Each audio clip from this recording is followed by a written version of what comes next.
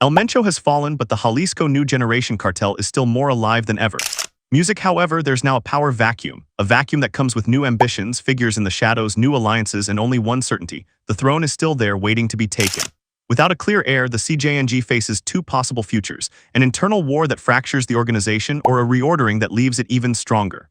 Music. Today we're going to go over what's happened these days and what could happen in the short term, and especially which names are sounding the strongest to take over the head of the cartel. For now, the only certainty we have is that this particular narco Game of Thrones has begun. Remember that behind every case there are victims, guilty people, and secrets. Remember that this is Crónicas del Crimen, and if you like this kind of story, all you have to do is subscribe, leave a like, drop a comment with your opinion or suggesting a topic, and follow my content. What happened in the operation against El Mencho? It wasn't a capture, it wasn't a flash announcement with handcuffs. It was a silent operation at first, surgical in intention and brutal in result. Mexico's defense minister, Ricardo Ruiz, detailed what happened. The operation took place in the area of Tapalpa, Jalisco, a point that doesn't appear on the map by chance. Through Central Military Intelligence, they located a trusted man belonging to one of El Mencho's romantic partners, someone who would take her to that place and then meet up with their leader. Music. After a while, the romantic partner leaves the property and intelligence is collected confirming that El Mencho remained in a cabin in that area. Once they had gathered the relevant information, they planned the operation and put together a team made up of special forces from the Army and the National Guard, plus aircraft from the Mexican Air Force. When the presence of El Mencho was confirmed, the operative force moved in to detain him. When they noticed the presence of the military personnel, they opened fire against the soldiers and National Guard. El Mencho left a group at the cabin area to slow the advance. The criminals attacked the troops, so force was used and the aggression was repelled under the framework of the national law on the use of force. In this first shootout, 8 criminals died, although initially reports mentioned 4 preliminarily. 7 long-arm weapons, 2 grenade launchers, 8 armored vehicles, 2 racer vehicles, cartridges and magazines were secured. 2 soldiers were also reportedly injured at that moment. After the first exchange of fire, El Mencho and his close circle fled into a wooded area. Music, Mexican forces set up a perimeter that managed to corner him. When they saw the presence of the security forces again, they used their weapons against the National Guard and hit a helicopter that made an emergency landing. However, both El Mencho and what was left of his bodyguards were gravely wounded, and an evacuation was carried out to a medical facility in Jalisco, but both the boss and his bodyguards died en route.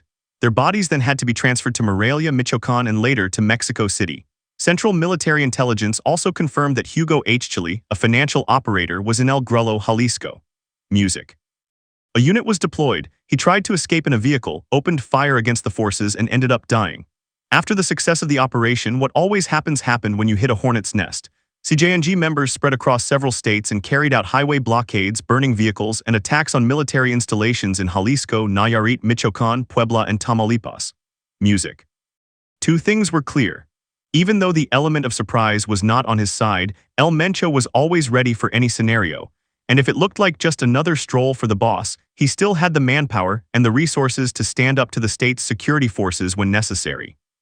And on the other hand, he already had a rapid response plan prepared for any attack coming from the state, as we saw just minutes after everything happened, triggering a widespread wave of violence and terror that will likely last for days.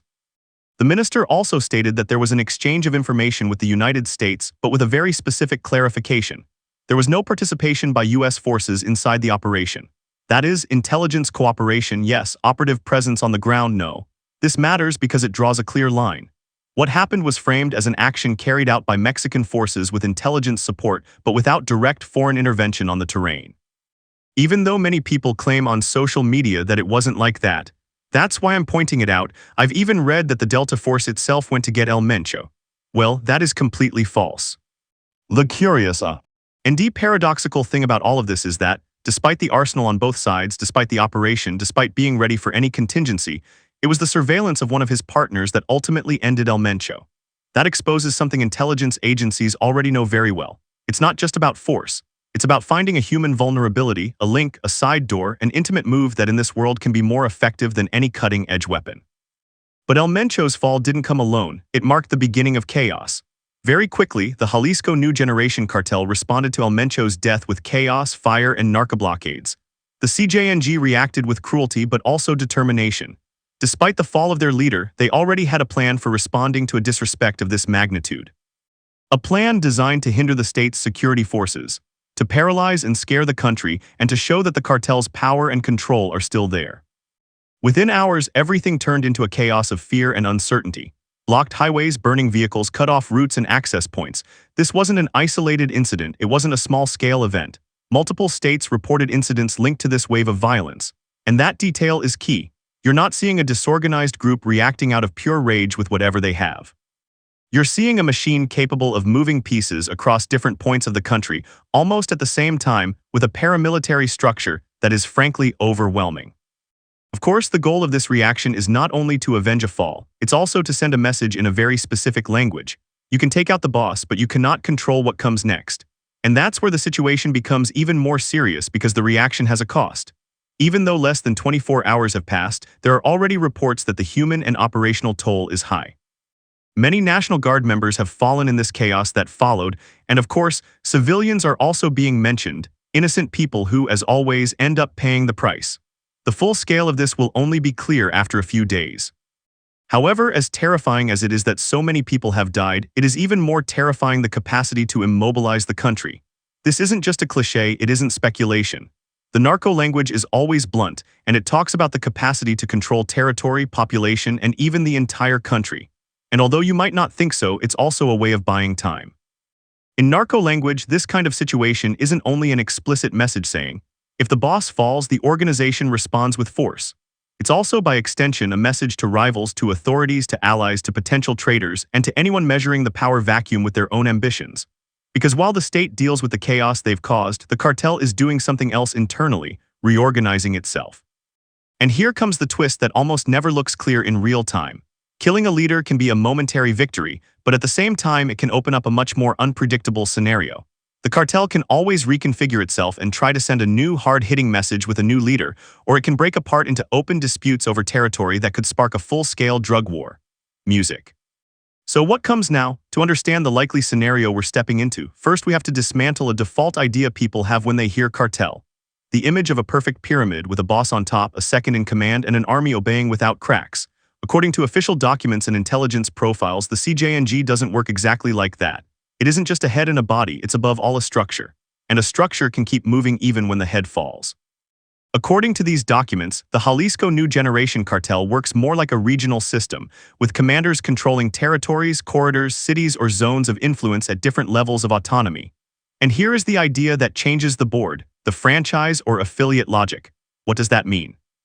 Simply put, besides its core group, there is a possibility that local groups operate under its umbrella, align for convenience, adopt its brand, its style and its protection in exchange for loyalty, agreements, coordination, or benefits. We're obviously not talking about a formal company, but it is a way of operating that in practice expands reach without everything depending on a single person or a single central chain of command. That's why the death of a leader doesn't automatically mean game over. And when an organization functions as a structure divided into regions, the heir to the throne is defined by a balance of interests. And when that balance is broken, what appears is not just a clear heir. What appears are forces competing to decide who will sit on the throne of the Jalisco New Generation cart. From now on. At this point, what comes isn't just one story, it's three possibilities, each with a different kind of violence. First scenario, the strong heir. This is what would be in quotation marks the most orderly outcome. Someone with enough prior weight, whether by rank, operational control, or a direct link to the top leadership, manages to impose themselves quickly. Not because everyone is happy, but because nobody wants an internal war that weakens the business, the territory, and the security of the leaders themselves. This scenario usually comes with a clear signal, discipline, coordinated responses, fewer public fractures, fewer visible internal clashes.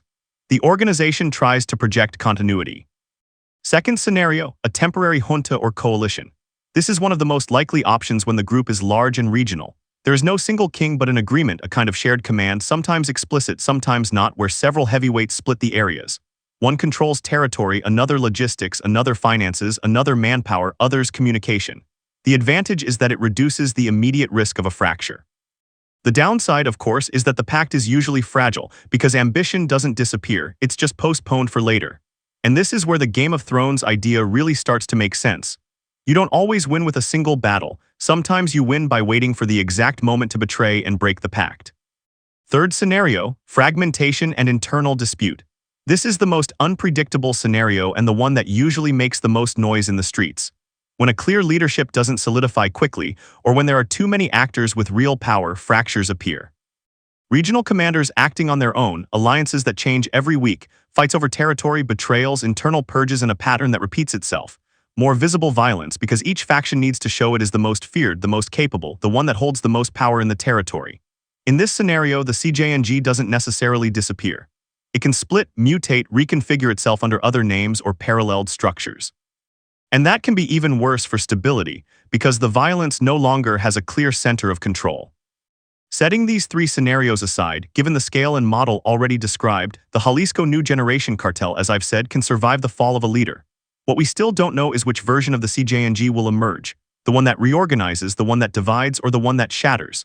Even so, there is one name that appears with a very specific phrase in an official U.S. document, the de facto second in command.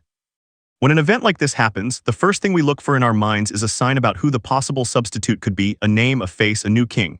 But in organizations like this, power is not inherited by speeches, it's inherited by prior position.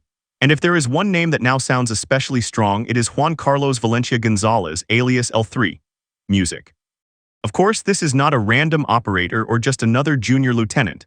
His closeness is blood-based.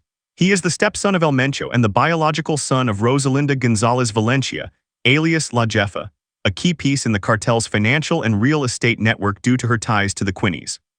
But we also can't forget that his father was none other than Armando Valencia, alias El Maradona, the former boss of the now-defunct Milnio cartel, which in fact paved the way for the Jalisco New Generation cartel. The criminal logic indicated that his successor would be his firstborn son, Ruben Oscar Gonzalez, alias El Menchito. However, after being extradited and sentenced to life in prison in U.S. territory, that direct line of succession was neutralized, forcing the organization to look toward other leaders, in this case L3. And it seems his real power does not rest only on his firepower, even though he does have it. He is credited with the creation and absolute coordination of the elite group, the cartel's most tactical and violent armed wing. Under his command, this paramilitary squad has been in charge of strategic executions, incursions into rival states, and the territorial control of disputed plazas. This lethal combination of family legitimacy and military control places him as the natural candidate to assume total leadership and unify the factions. However, in a cartel, blood alone is not enough when it comes to succession. Money and ports give the orders, but so does the narcoculture itself. If you're not up to speed, let me quickly explain what a narco-corrido is. It's a subgenre of Mexican regional corrido that tells stories, feats, and experiences always linked to drug trafficking and organized crime. Narco-corridos function as a cultural expression of the narco world, but they also transmit unofficial messages and even declarations of intent by criminal groups. On top of that, the criminals themselves often endorse and confirm the messages contained in them. And all of this is always unofficial in public terms. That's why between intelligence reports and narco-corridos, names and hidden rivalries begin to surface.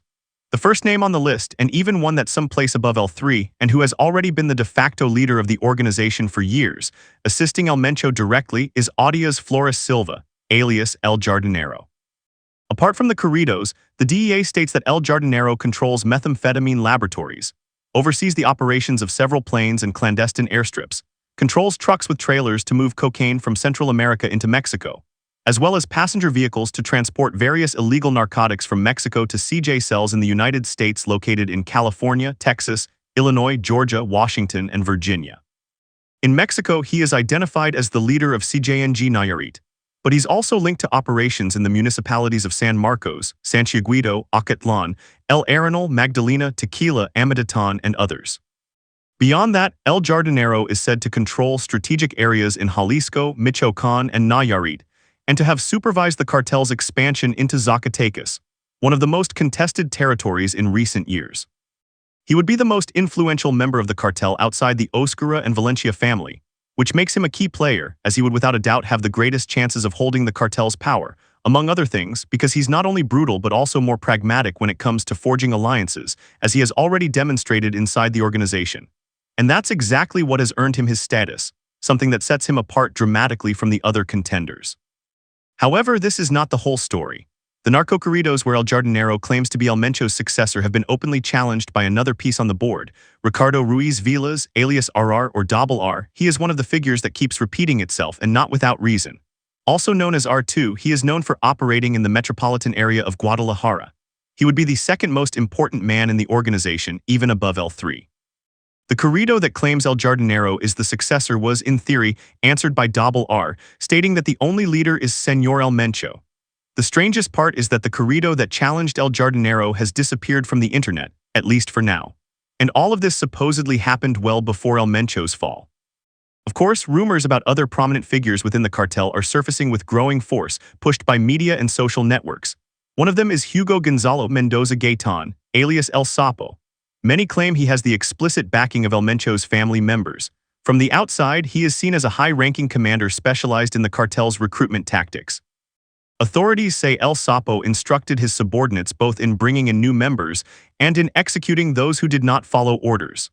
Unlike L3, his power is not based on family ties but on his position within the organization's military structure. Another name is Heraclio Guerrero Martinez, alias El Tio Laco. In addition to controlling strategic zones, he would be responsible for coordinating, together with his family, 2 fuel theft schemes. His influence is said to be more regional than national, according to many sources. He would be a key link in the cartel's economic structure. The last of the important names is Abraham Jesus Ambriz Cano, alias El Yogurt, perhaps the one with the least chances but still present. Abraham Jesus Ambriz Cano, alias El Yogurt, is definitely another name that has circulated a lot in recent hours, especially on social media. While he is a rising leader within the CJ and is even said to command a branch of Mencho's special forces, the truth is that he is not even among the top 10 names inside the cartel. But I can tell you that what we'll see first, before anyone officially announces who the chosen one is, are the